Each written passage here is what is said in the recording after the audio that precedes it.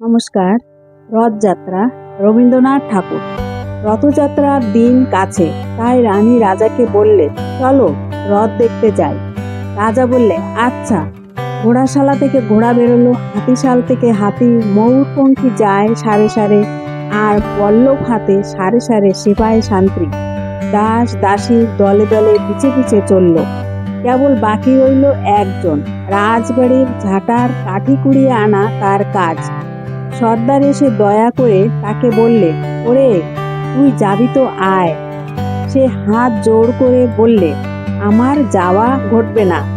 রাজার কানে কথা উঠল, সবাই সঙ্গে যায়, কেবল সেই দুঃখীটা যায় না।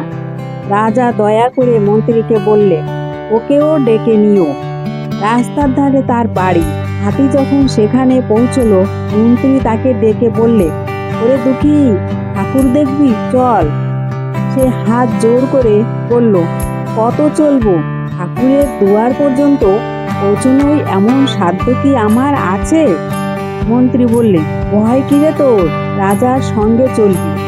সে বললে, সর্বনাশ, রাজার পথ কি আর আমার পথ? মন্ত্রী বললে, তবে তোর উপায়? তোর ভাগ্যে কি রথ দেখা ঘটবে না?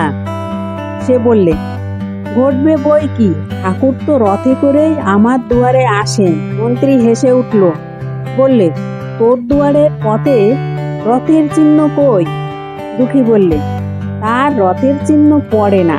মন্ত্রী বললে, কেন বলো তো? দুঃখী বললে, তিনি সে আসেন পুষ্পক রথে। মন্ত্রী বললে, কই রে সেই রথ? দুঃখী দেখিয়ে দিলেন, তার দুয়ারে দুই পাশে দুটি সূর্যমুখী ফুটে আছে।